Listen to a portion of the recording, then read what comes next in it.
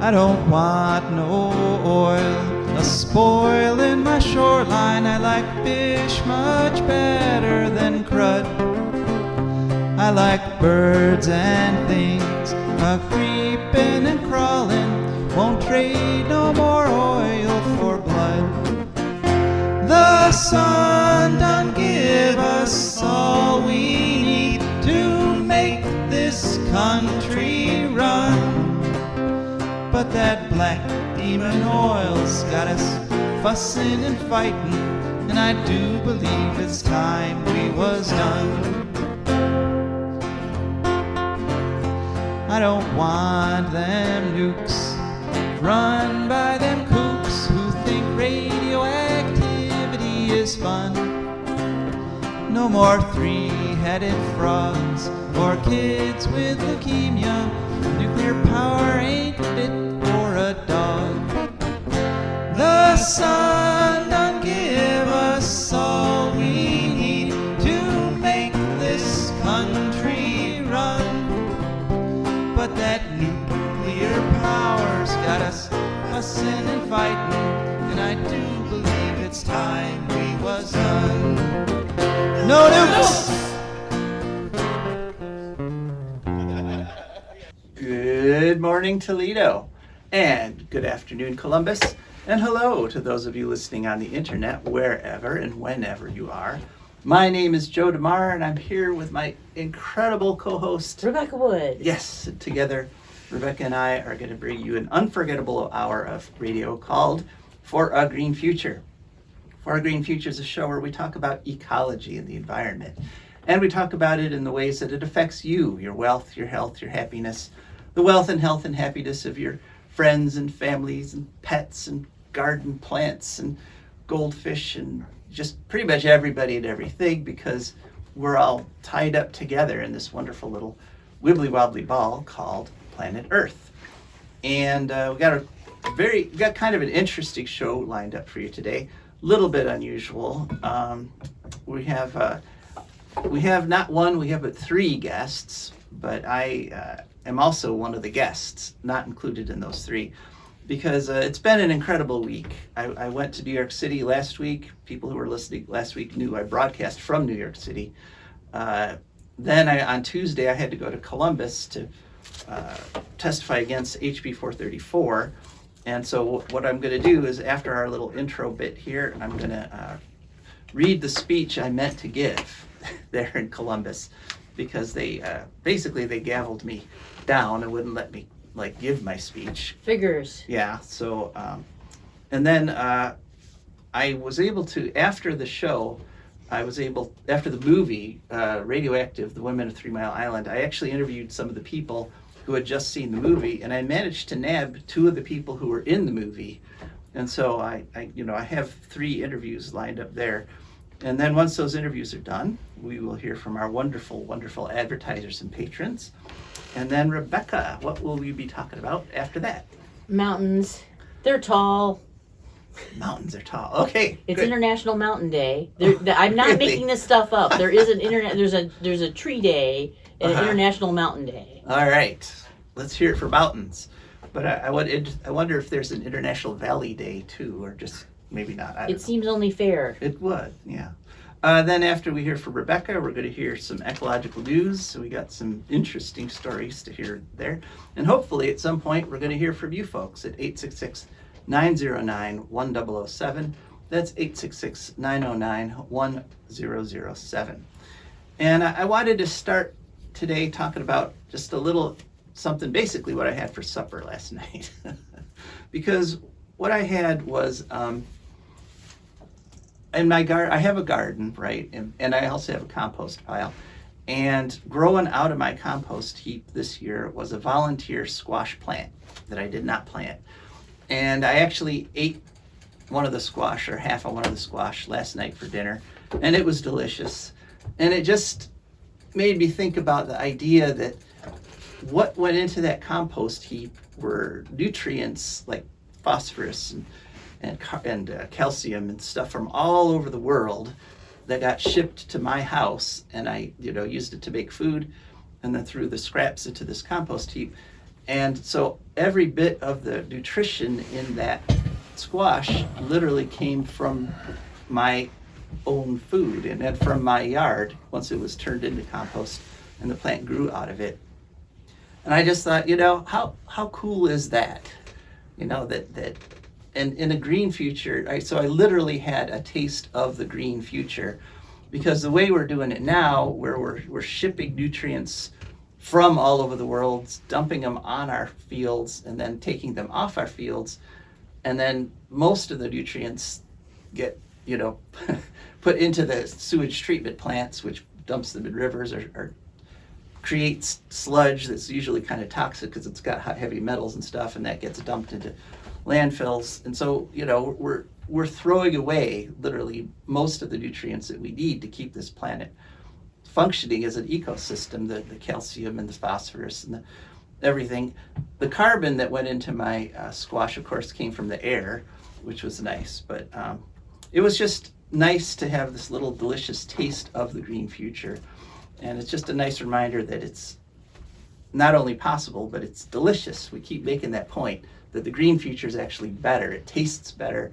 That you get more wealth. You'll be more comfortable once we switch over to a sustainable society. So let's get on with it. One thing that's preventing us, of course, as we talk about often, is our obsession with nuclear power, where we keep dumping. Boo-hiss. Yeah, boo-hiss. We keep dumping money into it, and they're considering right now in Columbus a bill called HB434, which would turn Ohio into a nuclear waste dump. And 2 weeks ago, they had proponent testimony, and they allowed the people who want that bill as much time as they needed or wanted to talk to the senators. And then there were a bunch of us who were opposed to it. And so when they heard opponent testimony, the chair goes, "Oh, well, guys, we've only got half an hour left. Try to keep your comments to less than 3 minutes each." So I had this nice speech all written, and I had to basically sort of slash it and only give a fraction of what the information that's included in it. And then I thought to myself, somebody should hear this speech, so I'm going to go for it. Here we go. Dear Chairman McCauley, Vice Chair Schuring, Ranking Member Martin, and members of the committee. And I just want to mention that this is the ritual opening you're always supposed to give Senate testimony with, and it's really kind of ridiculous that you first you get limited to 3 minutes, and then you have to spend like half of that giving this formal greeting, which I didn't do at the time. But here goes the actual speech. They want to be esteemed ladies and gentlemen. They need to give you more time. Yeah, exactly. And it's really, all that is sort of a kind of an inside thing saying, I know the rules, Right.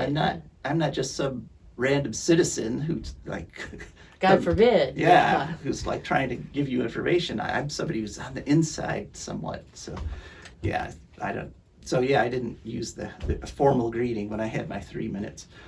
Here we go. The last time I spoke before this committee was in opposition to the ill-fated House Bill 6, whose passage has left a deep stain on the honor and reputation of this body. I hope that this time the committee will be more open to the input of ordinary Ohio citizens who come before you sacrificing their own time and resources to try to make clear to you that HB 434 is as bad, if not worse, than HB 6 in terms of policy. Translation, I told you so. Thank you, Rebecca. This bill should never leave this committee. It has deep flaws, both in terms of specific weaknesses in its provisions and in more general terms as a policy for the state of Ohio. The specific problems with this bill are many. One such is the lack of any kind of democratic representation in the authority which is supposed to control Ohio's fate in terms of radiation. Section 4164.05a lists the stakeholders as nuclear industry representatives from safety, industry, and engineering areas. Where is the public? Surely the voters of Ohio have a stake in decisions that will affect their health and well-being for hundreds of thousands of years. Where are the environmental scientists who have an understanding of the effect radioisotopes have on the environment? Where are the geologists who can evaluate the safety of proposed nuclear waste sites?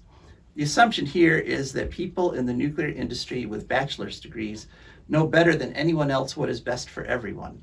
Yet even the ancient Greeks understood you can't trust the argument of people who stand to make a personal profit from convincing you of something. Fox Hen House. Yes, that's coming up. Yes. And that theme, members of the authority being put into positions where they can personally profit from the decisions of the authority, appears again and again in this legislation. The one-word description for this kind of situation in government is corruption. The stink of that corruption permeates section 4164.05b, which lays out the qualifications for members of the authority. These qualifications are so specific and so lacking in actual value that they read more like resumes for specific people than carefully thought out qualifications for the members who are supposed to tackle what has proven to be the most difficult problem facing human race in its history: what to do with nuclear waste. The qualifications, bachelor's degrees, professional backgrounds in the nuclear industry, are so weak as to be laughable. I wonder if any of the senators would be willing to make a bet. I bet that if we look at the resumes of the people who made proponent testimony last week, they would miraculously match these requirements almost exactly. Again, the word to describe this situation is corruption.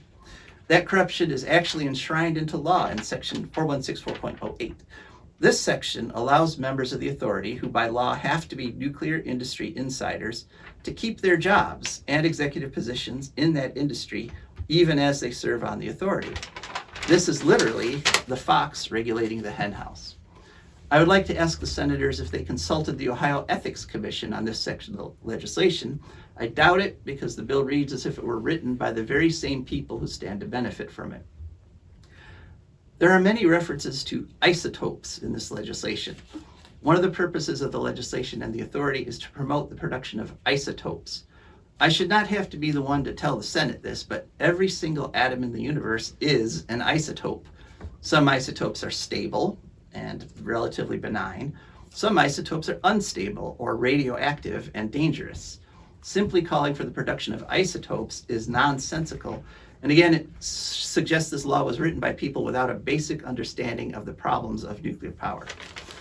Section 4164.15 gives the undereducated, biased members of the authority the ability to approve designs for a whole host of technologies related to the nuclear industry. Some of those are listed in sections A through L. However, that list is unnecessary because section M says they can approve the design for, quote, other areas the parties agree upon in writing, unquote. This is called a blank check. The authority and the other parties associated with the industry simply have to write each other a little love note, and then they can do anything they want. Nuclear powered toothbrushes? Sure. Using nuclear explosions to dig canals or recharge oil fields? Why not? And those are actual proposals that have been made for nuclear power. There isn't even any requirement that these written notes be available to the public or the legislature. And this brings us to the broader problems with the bill. One of the most serious is the lack of any kind of oversight or authority to curb this authority's activities. We are supposed to be living in the democracy. Nowhere in this bill does the public have any chance to influence or even comment on the activities of the authority. Even the governor has no control beyond appointing the members provided to him on a list. This is not government of the people, by the people, for the people. This is government by industry insiders for their own benefit. Now, we have to ask, why are public funds and the laws of Ohio being bent for the benefit of the nuclear industry? That industry has left death and destruction in its wake.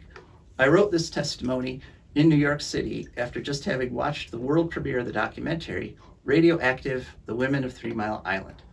This movie detailed the terrible price the downwinders from the 3 Mile Island accident have paid in terms of cancers, deaths, and deformities.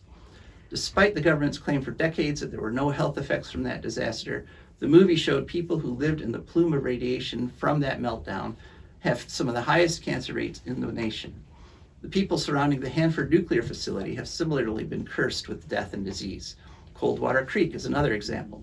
Right here in Ohio, Fernald, Ohio, NIOSH has documented that workers who worked with the radioactive isotopes there suffered 50% higher levels of leukemia and blood cancer. Also, just this past month in Piketon, we have learned that people there have elevated death and cancer rates because of the nuclear pollution. Radioisotopes were found in children's classrooms, and children are much more susceptible to radiation damage. all over the world, dealing with nuclear waste and nuclear fuel has left legacies of death and cancer. Nukes are dirty.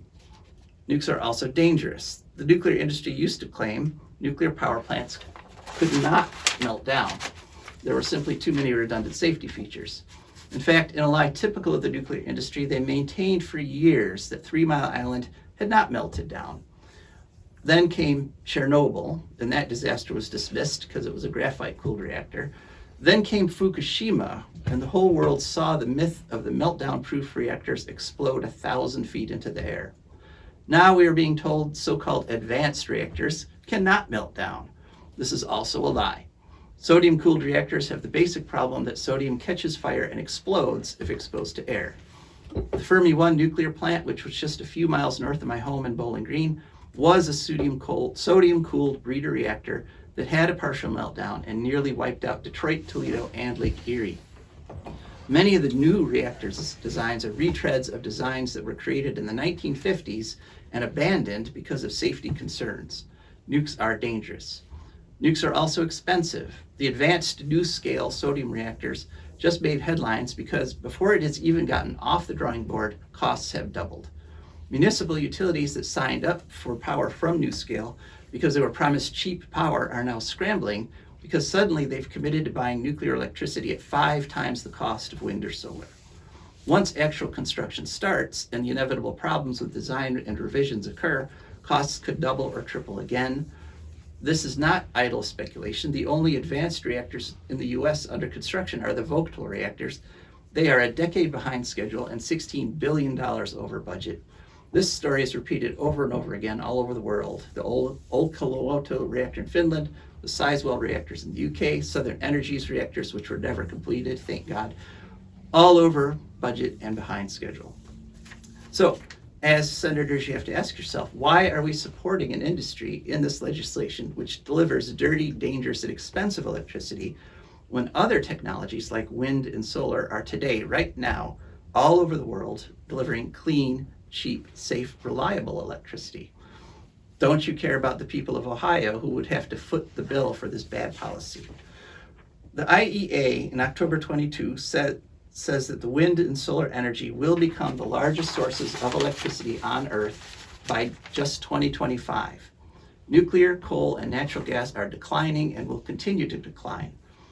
France is often held up as a nuclear-powered utopia, yet the senators may not know that at this very moment, over half of France's nuclear fleet has had to shut down because they discovered systemic design flaws that threaten those plants with meltdowns and catastrophe. France used to be an electricity exporter. Now that country is not only importing solar and wind power from neighboring Germany, but both French and British people are facing blackouts this winter because their unreliable nuclear plants have failed them. In response, the French government has mandated that every parking lot above a certain size must be covered by solar panels within 2 years. This will boost France's solar energy generation by 10 gigawatts, the equivalent of 10 nuclear plants. France has turned to solar for energy reliability and to save the French people and economy. And France is not alone. The grid in South Australia now regularly produces more electricity with wind and solar than demand. In fact, South Australia exports clean wind and solar to its neighboring provinces more than 200 days a year and currently produces 60% of its total energy from wind and solar, and will be 100% wind and solar powered before 2030. It's worth noting that the subcontinent of Australia has never had a single nuclear plant. Germany just installed 700 megawatts of new solar in 1 month.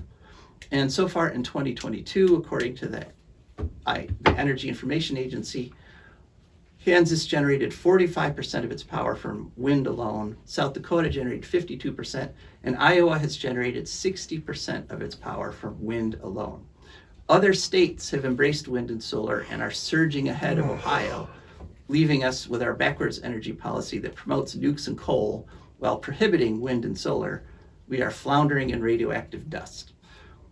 The world has moved on from nukes. That's why wind and solar make up most new electrical generation worldwide, and nukes have faded into the background. Wind, solar, conservation, and geothermal are clean, safe, cheap, and most importantly in this time of global warming, fast.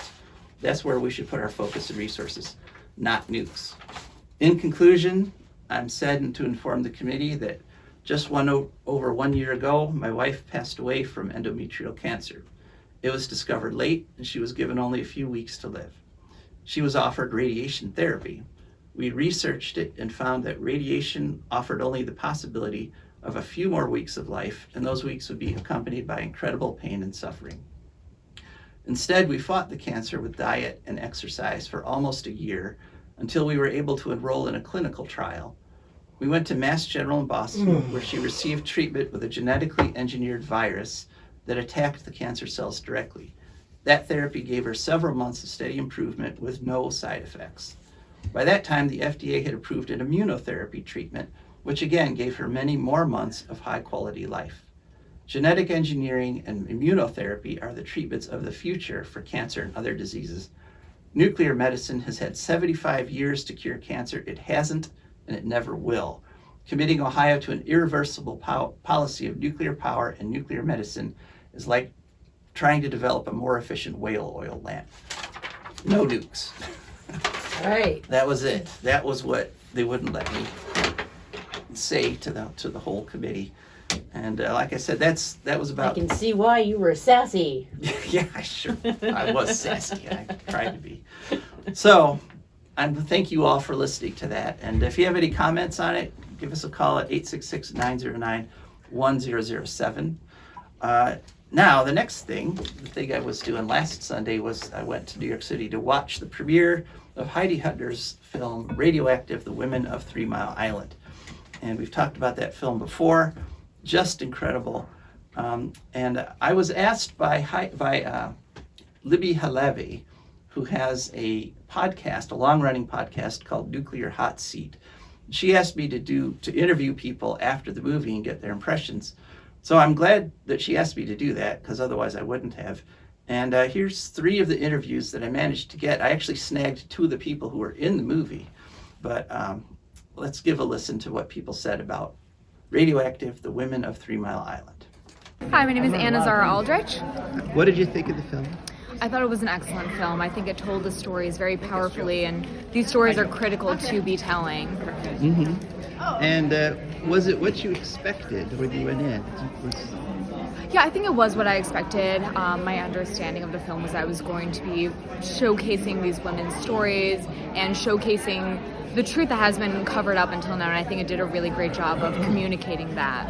Mm-hmm.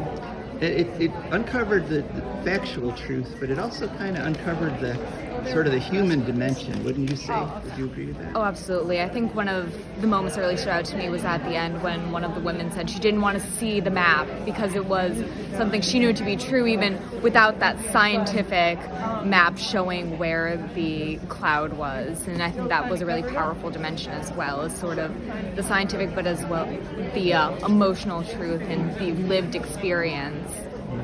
So would you suggest other people see this film? Absolutely. I would suggest that anyone see this film. I think that it's beautiful and powerful and immaculately done.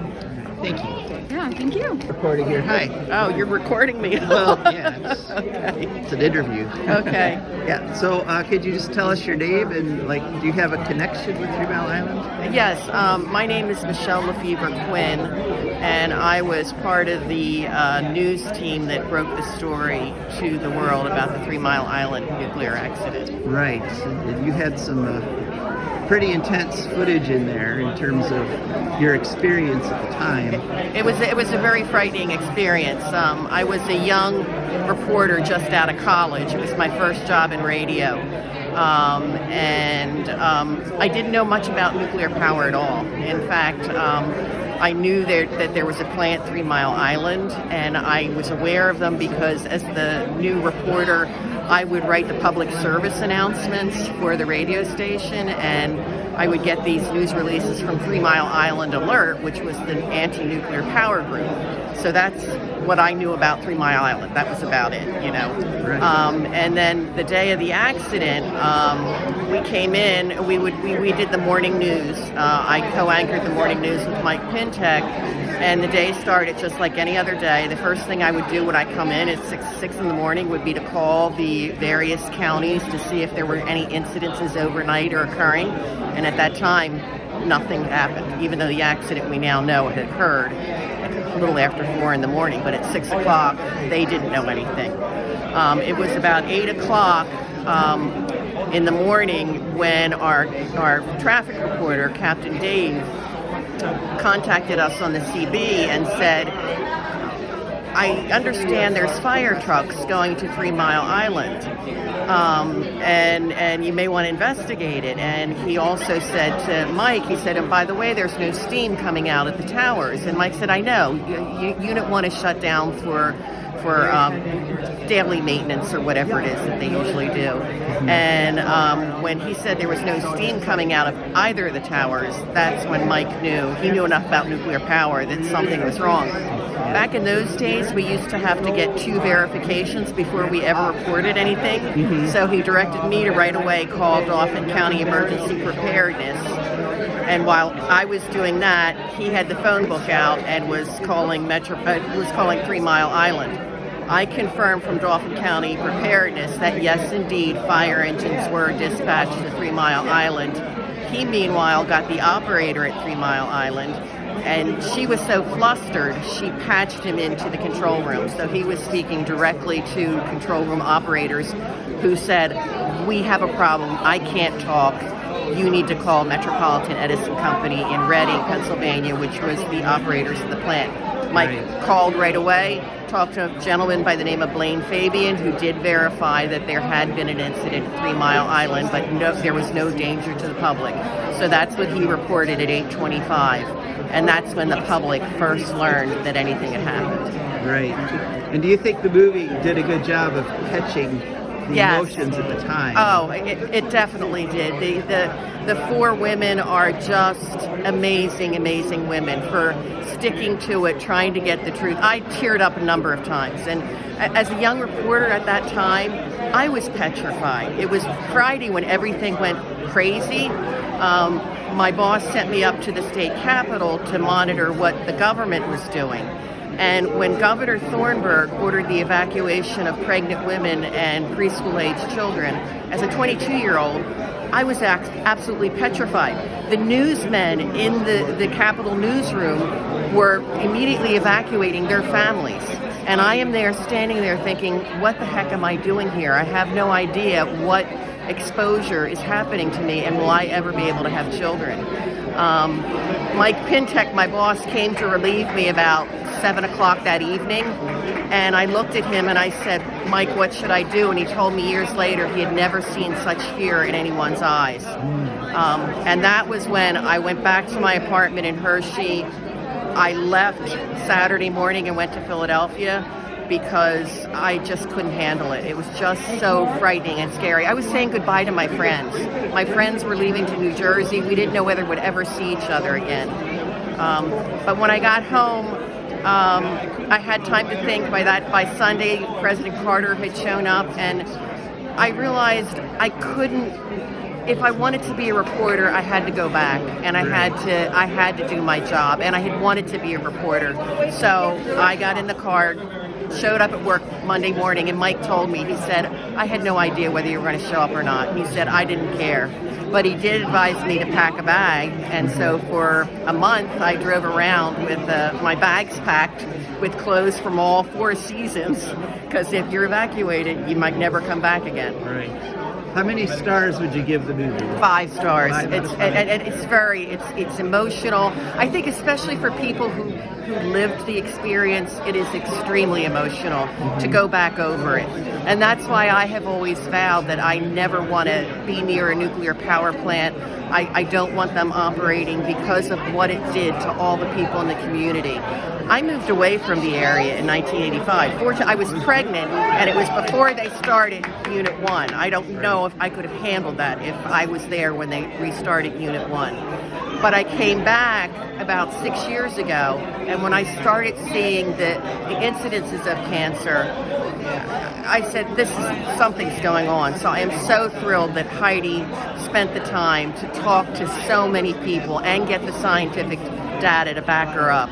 I urge everyone to see this movie. All right, so if you could just tell us who you are. My name's Joyce Karate, and I live near 3 Mile Island where the accident happened in 1979. And And I, along with 4 other women, created a group called Concerned Mothers and Women to fight the closing of the plant, which happened, but we still have to fight for cleanup. The island still has an immense amount of nuclear waste there. So. Right. Now, I don't think it's an exaggeration to say that the 4 of you were basically stars of this movie. How does that feel? I'm not interested in stardom. I'm interested in getting the information out for people to be aware, to make wise decisions, to empower the individual. I think all too often we give our power away. We're powerful people. We just forget we are. Right. And Heidi kind of touched on that in the Q&A afterwards. She mentioned how a lot of young people today never even heard of 3 Mile Island, don't know anything about the dangers of nuclear power. Yeah. Well, I think that's probably somewhat generational, and I think things affect you when they're in your own backyard, which this was for me. I think it's like global warming and hunger. We all are concerned, but what do we really do? Mm-hmm. So we have to become more aware and more appreciative of each other. I thought that was what the pandemic taught us, mm-hmm. that really to appreciate each other. Yeah. All too often we don't, when things terribly go wrong, that we really need each other. Right. So, are you happy with the movie, the way it turned out? I thought it was lovely, and I salute Heidi for what she did. Yeah. All right. Well, anything you'd like to add? Never give up. Never give up. Never give up. All right. Yeah. Thank you folks for listening. As you could tell, that was quite a lively scene after that movie. We had lots of people went to see it, and it was really a beautiful kind of group reaffirmation there. So, so I urge everybody to try to see it if it comes to this area. I forgot to mention, after I gave my little HB434 speech talking about never giving up there, it turns out that the Senate Subcommittee on Energy is going to meet for the last time this Tuesday, and they did not put HB434 on their agenda, which might mean they're not going to vote on it. In other words, it's not going to make it out of committee. It might mean that we may have one on that. We won't know till next week, and I'll tell you folks next week. But that was it was quite a week that I had there. All right, and it's quite wonderful that the advertisers and patrons that we have that support this show. For Green Future is brought to you by the Wood County Park District. The Wood County Park District is a natural resources and conservation agency. They maintain quality green spaces, and they teach people to love and respect nature. They have many parks in Wood County which are open year-round from 8 a.m. every single day of the year. And there's several ways to get a hold of them and find out what they're doing. One is to call them at 419-353-1897. That's 419-353-1897. Another is to go to their website, which is wcparks.org. And they're also on all the social media, Facebook, Instagram, Twitter, etc., etc. That's the Wood County Park District. And I just want to add that yesterday I went to an event at the Carter Historic Farms. They had their annual holiday party there, and it was a ton of fun. We decorated cookies, we played skittle ball, we shucked corn. Shucking corn. Yeah, and they had rides, and that's just the kind of fun thing they are constantly doing at the Wood County Park District. For Green Future is also brought to you by our patrons, and patrons are people who've gone to patreon.com, that's Patreon. They searched for a Green Future, up popped our Patreon page. They chose a monthly level that matched their budget, and every month a little bit comes out of their account, comes over to us, and that's how we can afford to keep this program on the air. So a huge thank you to our patrons. Okay, Rebecca, are you ready to take the mic? What have we got today? All right. Well, yeah, mountains. It is International Mountain Day, it turns out. Right, because they're there. Yeah, exactly. They certainly are. They're in a big way. Which, first thing, of course, I looked for a definition of the word mountain. A mountain is an elevated portion of the Earth's crust compared to the surrounding terrain. So in other words, it's tall. How elevated? Well, that's where the things get messy. I'm hearing 300 meters, 1,000 feet. I'm hearing 600 meters, 610 meters. Basically, a mountain is anything that people look at and say, wow, that's a mountain. I think it's not a hill, it's an actual mountain. So it really a matter of opinion. But there are certain sort of rough sort of standards that the professionals have, I guess, to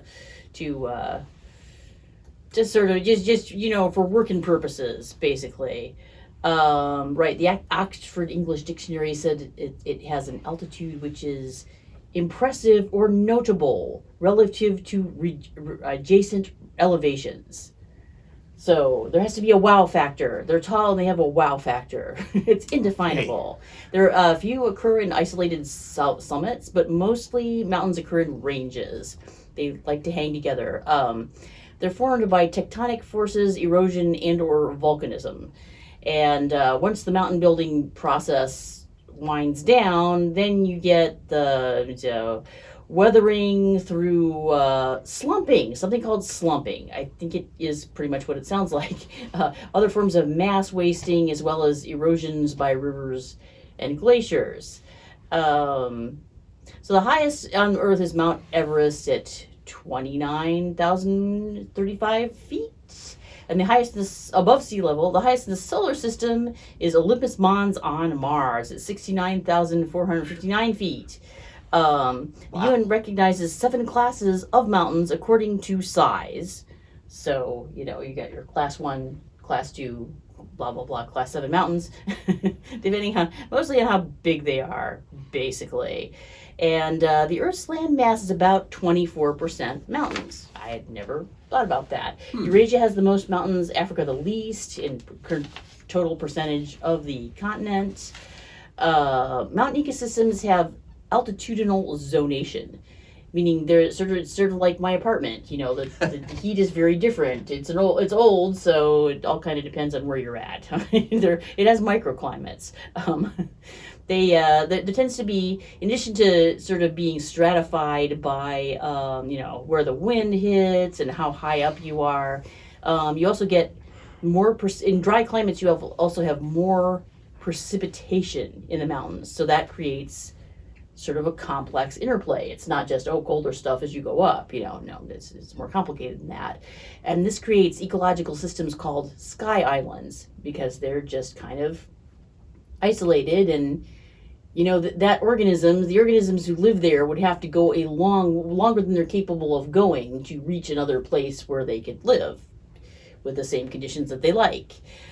Typical zone pattern would be on top. You got the alpine zone, which is tundra-like. You got lower down, you got subalpine forests, which have mostly needle leaf trees and can handle dry and cold. And then a little bit lower down, you got at the base, you got montane forests, which in the temperate zone are mostly needle leaves.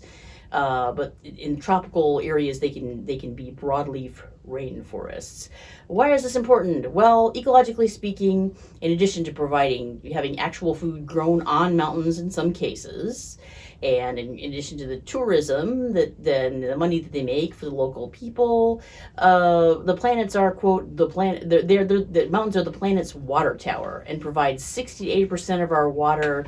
In particular, Rio de Janeiro, New York, Nairobi, and Tokyo are examples of cities which rely exclusively or almost exclusively on fresh water from mountains.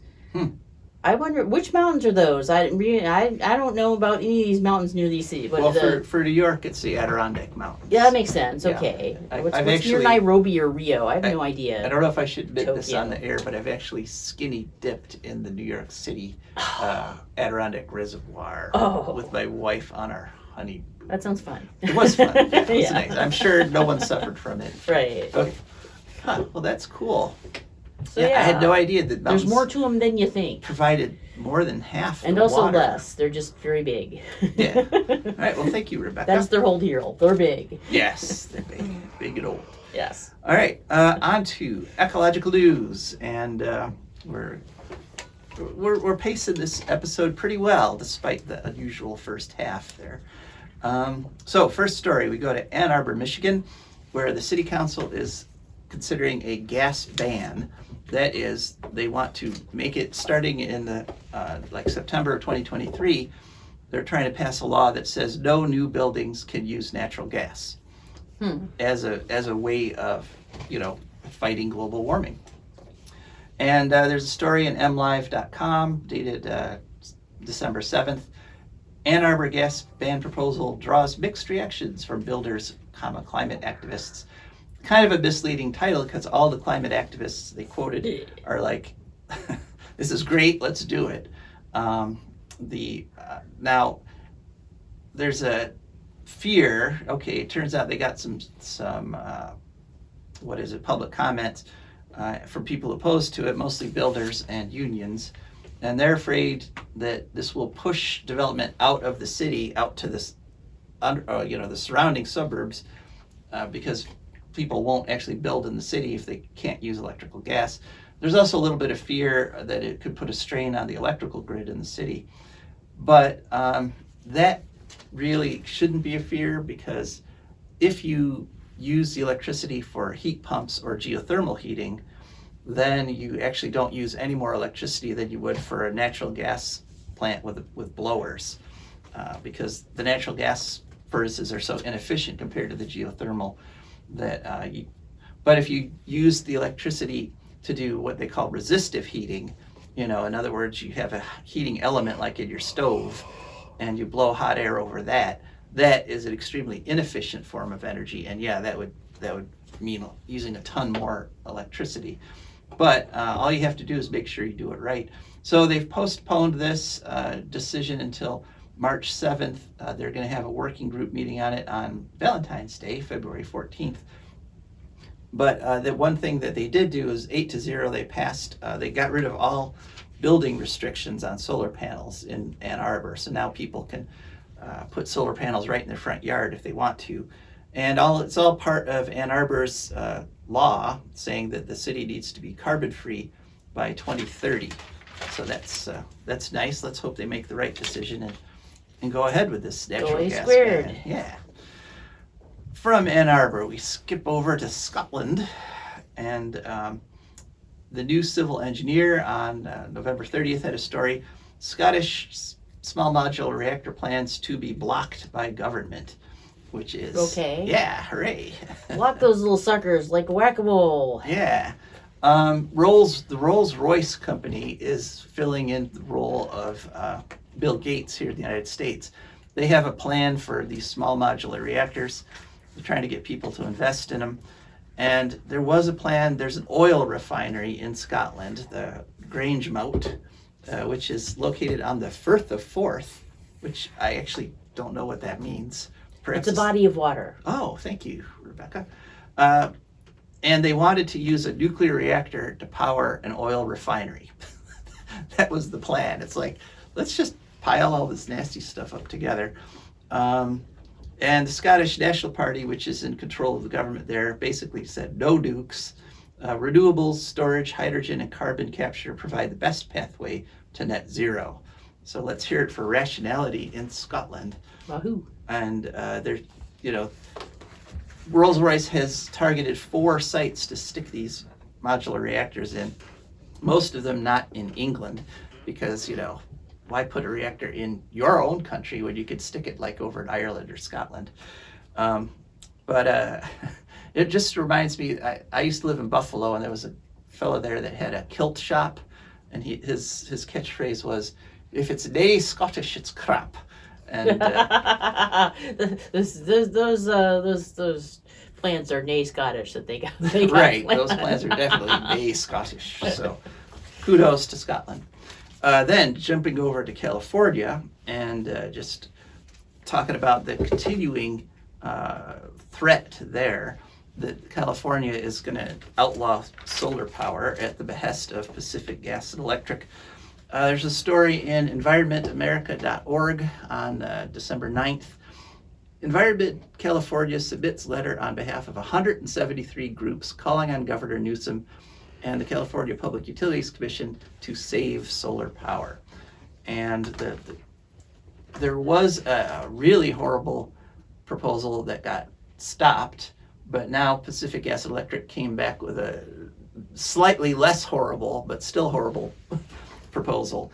They still want to slash the solar power incentives by 75%. And this pretty much would stop solar power development in California. Because we know this because this has happened in other states. Nevada, when it did similar laws, had a 50% drop in solar in 2016. And then they tossed out those politicians and the new politicians reinstated the solar encouragements. And so the levels went back up in 2017. But in California, they have the Imperial Irrigation Authority. They imposed similar penalties on solar, and they had an 88% drop in solar power installation. So the battle there Why is is, that any of their business? yeah. The irrigation department. I don't know. But anyway, so the battle is not over, but let's hope Governor Newsom sticks with it and does what the people of California want, because the percentage of Californians who oppose this is I think it's in the high 80s. It's like almost 90%. And those remaining 10% all pretty much work for Pacific Gas and Electric. Right. So, so that battle is continuing. But it's nice that 173 groups got together and did a joint letter to the governor. Okay, now over to, there's a story in The Guardian on December 9th. You might actually, this one's so bad, you might have actually heard this one on the mainstream media. And that is that the Keystone Pipeline has had a leak, a big major leak. Of course it has. Yes. 14,000 barrels of oil, which is equivalent, that means it's about 700,000 gallons, so almost 750,000 gallons of oil pouring out into the streams of Kansas. It's up in northeast Kansas. And just a reminder that this pipeline is owned by Tesoro Corporation, which is a Canadian company. And what it does is it carries the oil from the oil sands in Canada down to Texas, where they are promptly loaded onto barges and shipped off to China. So we, the U.S., we don't get any benefit from this oil, these oil sands. They all benefit China.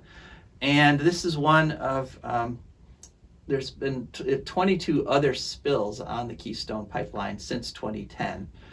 Now, you might be going, Keystone Pipeline? I thought Biden canceled that.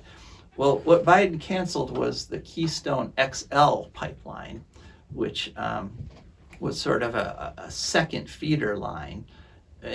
But by the time he canceled that, it was largely unnecessary because these companies, Tesoro, built a whole bunch of other little pipelines that went around it. And so it was pretty much, by the time Keystone XL was actually canceled, the pipeline was essentially completed through other pipelines. So all this thing, if Biden hadn't canceled XL, we wouldn't have high gas prices. That's just wrong. That's just a big lie. But one thing that has happened is because of the gas shortage, the energy shortage, the Biden administration approved the Tesoro Corporation pumping oil sands through this pipeline at higher than rated pressures. So, surprise, surprise, they did it so that they could help keep oil prices low.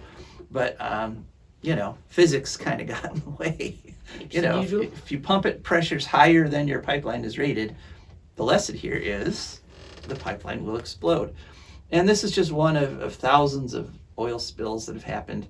Like I said, there were 22 other spills on the Keystone Pipeline since 2010. Some other notable oil spills, there was 20,000 barrels in Kalamazoo on the Enbridge pipeline in 2010. You might remember that one. 20,600 barrels were spilled in North Dakota in 2013. This was also from this TC Corp out of Canada. And it's just important to remember that 1 gallon of oil can contaminate 1 million gallons of drinking water. In other words, you take 1 gallon, right? And dispersal. Right. Dump it into water and you will exceed all the EPA safety limits for humans drinking it.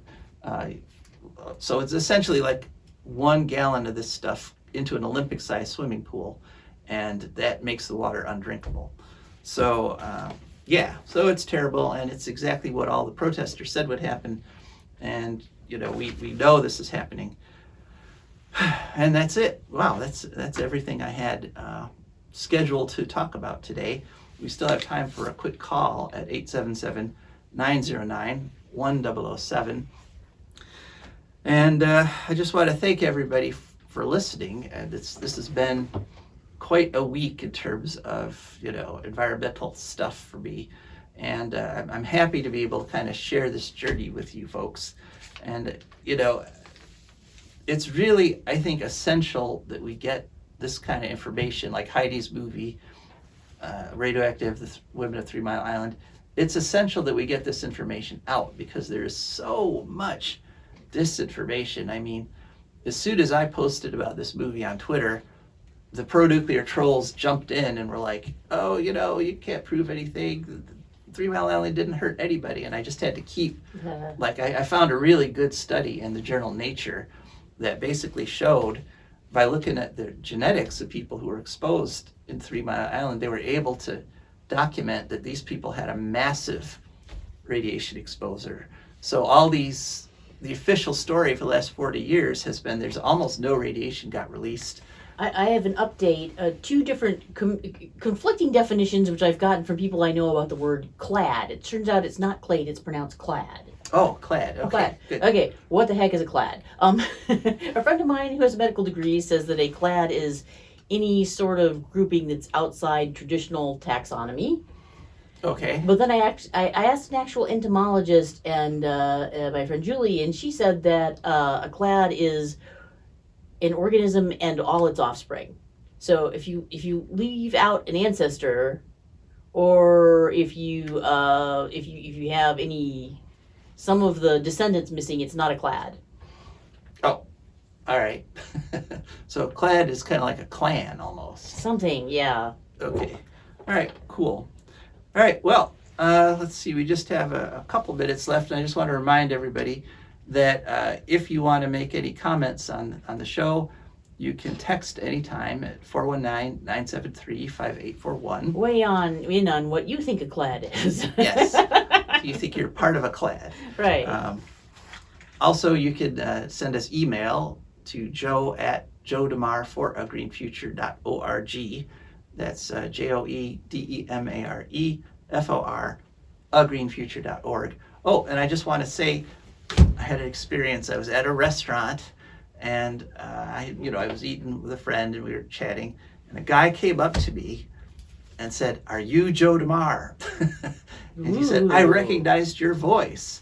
And it's like, I think that's the first time that's happened to me. I've been voice recognized at least once too. Yeah, that's right. I remember funny. when it happened to you. Yeah. So I guess you must have a more distinctive voice because people recognized yours quicker. I think I do. I sound weird.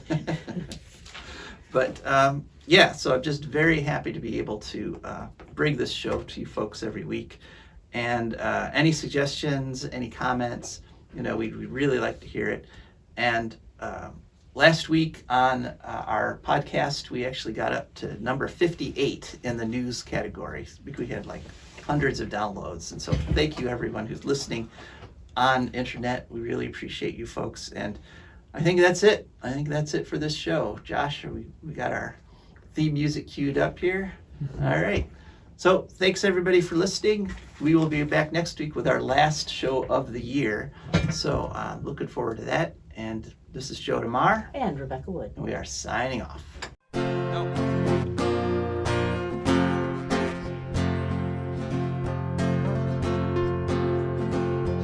I don't want no oil, a spoil in my shoreline. I like fish much better than crud.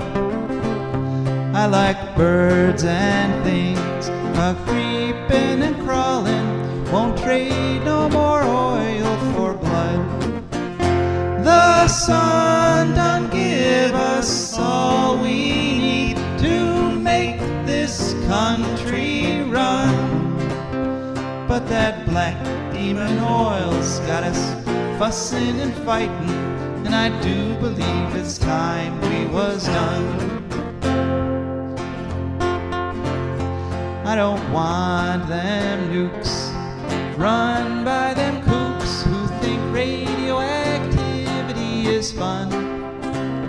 No more three-headed frogs or kids with leukemia. Nuclear power ain't fit for a dog. The sun done give us all we need to make this country run. But that nuclear power's got us fussing and fighting, and I do believe it's time